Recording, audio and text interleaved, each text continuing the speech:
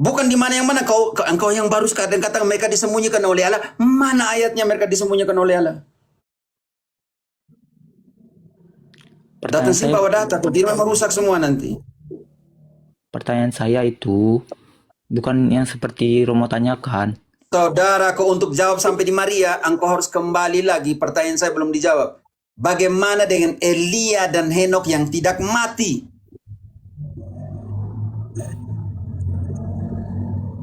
Pertanyaan saya Apakah mereka terluput dari dosa atau tidak terluput dari dosa? Kalau mereka juga berdosa, artinya mereka harus mati. Sekarang kau tunjukkan bahwa mereka mati dalam kitab suci.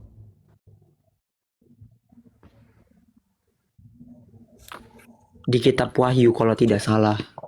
Tapi Wahyu tidak ada omong tentang Henok dan Elia. Jangan pakai tidak salah di sini. Tunjukkan ayatnya. ya saya di sini bukan mau melawan Romo ataupun melawan. Aduh, saudaraku, saya tidak lihat kau sebagai melawan atau tidak melawan. Saya lihat engkau tunjukkan, engkau jelaskan di sini Henok mati dan Elia mati atau tidak. Kalau mereka dua tidak mati, bagaimana dengan konsepmu tentang dosa membawa maut? Sedangkan Yohanes bilang ada dosa yang tidak membawa kematian. Bagaimana semuanya bertentangan dengan pikiran Protestantisme dan karismatik di situ?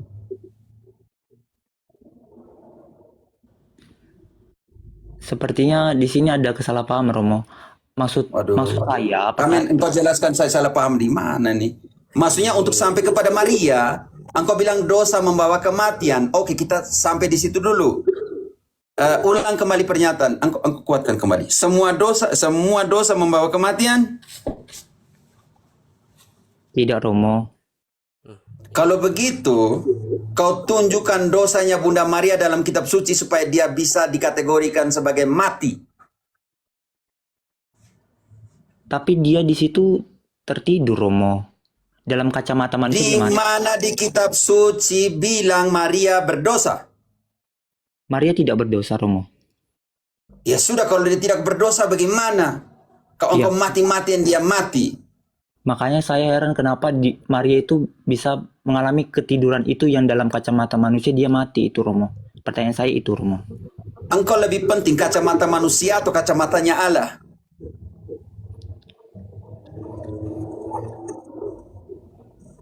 Ini rasa penasaran saya Romo. Saya bukan mau. Ya, makanya nih, yang lebih penting bagi kamu kacamatanya Allah atau kacamatanya manusia terhadap kematian? Tentunya kacamata Allah Romo. Ya sudah, kalau tadi Yesus sudah bilang dia tertidur terhadap Lazarus dan saya akan membangunkan dia. Maksud saya kan manusia itu kan mengalami kematian jika ia memiliki dosa. Bunda Maria yang suci, yang dikandung tanpa noda yang kita percaya itu, kenapa dia dalam kacamata manusia itu mengalami kematian? Oke, pertanyaan saya kembali. Ada dosa yang tidak membawa kematian atau tidak, saudaraku? Justru ini itu ada dosa yang tidak membawa kematian, Romo. Artinya, kalau ada dosa yang tidak membawa kematian, bagaimana engkau mengaplikasikan ke Maria kalau ada dosa yang tidak membawa kematian? Gimana Romo? Sorry, maaf. Kalau ada dosa yang tidak membawa kematian, bagaimana engkau mengaplikasikan dosa ini kepada Maria supaya dia mati? Enggak, saya enggak bilang Maria mati. Maksud saya saya bertanya kenapa Maria mengalami kematian itu dalam kacamata manusia gitu, Romo. Ya itu narasinya sama, saudara. Aduh, narasinya itu sama. Gimana itu? Contoh jelaskan, dia tidak mengerti. Bagaimana saya jelaskan dari tadi? Saya bingung. Ya Romo, baik. Terima kasih ya. Santo. Oke, begini Pak Siako. Kenapa Romo Cafe tadi menekankan kepada Allah dan kacamata manusia? Karena Allah mau menyatakan kemuliaannya melalui kematian atau wafat Bunda Maria. Setelah Bunda Maria ini wafat, ia diangkat dengan jiwa dan raganya ke surga oleh Allah. Sama seperti Sang Kristus yang tidak berdosa, kemudian wafat dan menanggung dosa, menanggung segala kutuk. Lalu apa?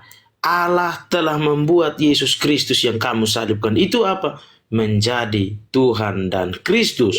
Artinya bukan berarti Yesus diangkat jadi Tuhan, bukan. Tetapi Allah mau menyatakan kemuliaannya melalui peristiwa kematian ini. Itu tidak berarti bahwa Yesus mati karena dosa. Kemudian Maria mati karena dia berdosa. Kemudian kita bicara tentang Elia dengan Henokh, mereka itu diangkat juga gitu loh. Apakah karena itu gitu loh dibikin bahwa oh jadi karena Elia dan Henokh gak berdosa mereka diangkat, jadi mereka gak mati. Kemudian Yesus mati, apakah Yesus berdosa juga? Lah Maria ini siapa gitu loh? Asal sumber daging dan darah Yesus, Pak. DNA Yesus manusiawi diambil dari mana? Dari Maria. Ya Pak, di sini saya Dimaksud, Pak. sedikit paham sama penjelasan Bapak. Berarti Iya. Maria itu dia mengalami kematian agar dia tidak lebih tinggi daripada Kristus, karena Kristus saja mati gitu ya Pak. Itu yang Siapa yang mau bilang narasi Ya, lebih itu tinggi yang dari dijelaskan Kristus? oleh gereja, oke, dalam Aduh. dokumennya. Oke. Siapa yang mau Seperti itu mengatakan ya. dia lebih tinggi dari Kristus? Aku nggak ada yang ngaku begitu. Iya, saya juga tidak mengakui itu. Saya bertanya kenapa Maria itu mengalami kematian sedangkan dia bebas dari dosa. Itu aja kok. Ya, kamu malah larinya Jadi- ke narasi tentang mau menyerupai Kristus. Bagaimana cerita? Gimana Bang? Aduh. Tidak Oke, siap. sudah dijawab. Maksudnya begini, oke. Berarti begini, saudara-saudariku. Engkau sudah mengatakan bahwa ada dosa yang tidak membawa kematian. Artinya, dalam kacamata kita, dia secara fisik tetap mati atau tidak. Tapi dosanya tidak membawa kematian. Kalau pakai analisa logis dulu di situ, saudara-saudariku. Pertanyaan saya di sini, karena itu engkau harus bisa membedakan di situ bahwa saya mengaku dosa, contohnya, diabsolusi, keluar, lalu ditabrak mobil, saya mati. Tapi saya barusan mengaku dosa. Kalau itu saya harus diangkat ke surga langsung seperti itu. Atau menurut engkau bagaimana? Nanti ada persoalan besar di sini dengan Henokh dan Elia. Dan ini menjadi tema penting sekali kan kau bilang Henokh dan Elia masih disembunyikan.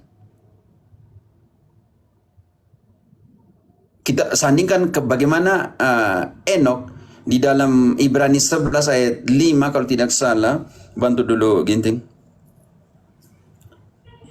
Ibrani 11 ayat 5. Karena iman Henokh terangkat, supaya ia tidak mengalami kematian, dan Tahan ia dulu. tidak Karena iman Henokh apa? tidak mengalami kematian. Bukan. Karena iman itu sudah kedua. Karena iman Henokh terangkat, supaya ia tidak mengalami kematian. Aplikasi dosa.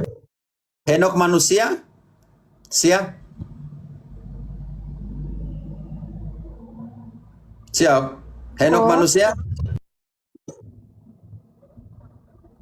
Romo, siap kok. Henokh manusia manusia Romo, diangkat diangkat Romo. supaya tidak mengalami kematian. Iya Romo. Artinya sudah menentang hukum yang mengatakan dosa membawa kematian.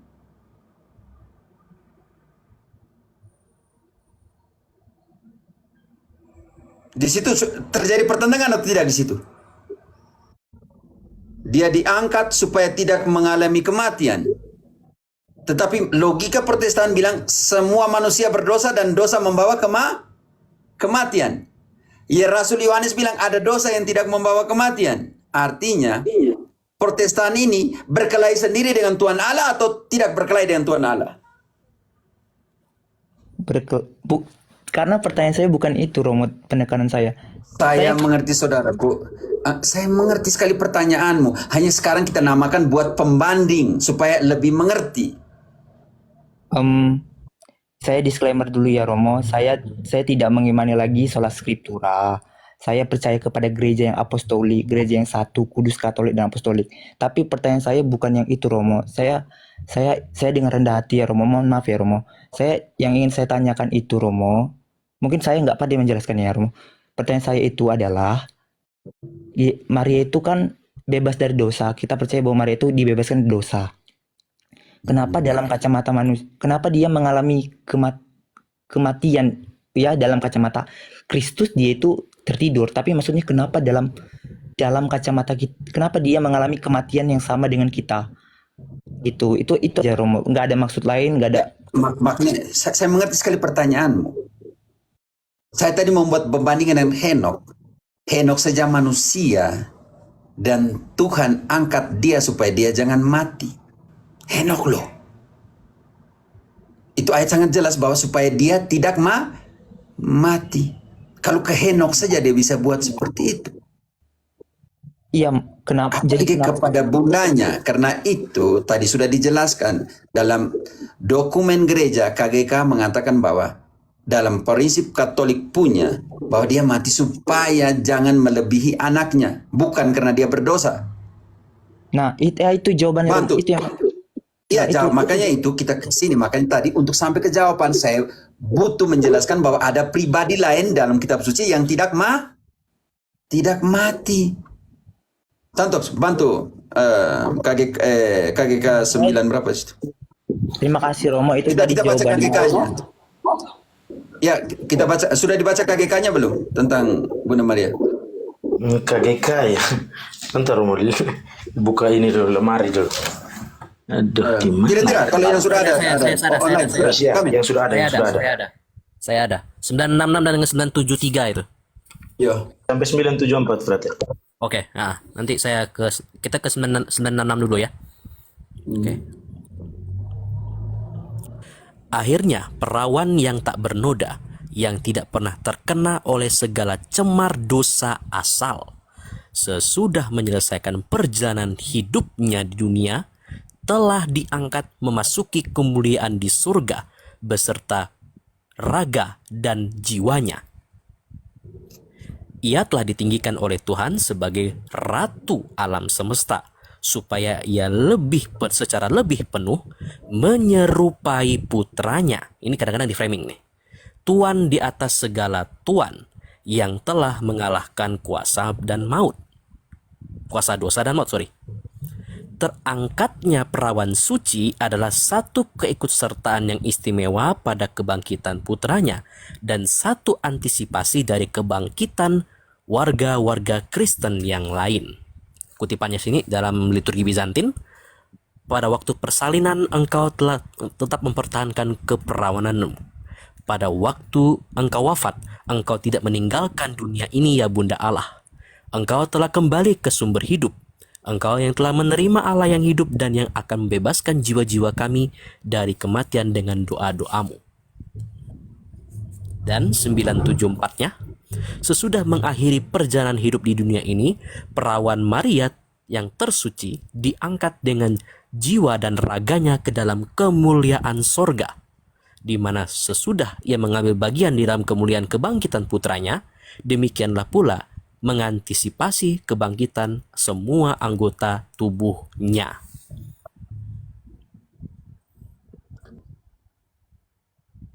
Ada telepon dari Pater Pierre sebentar. Ya, oke, Pater.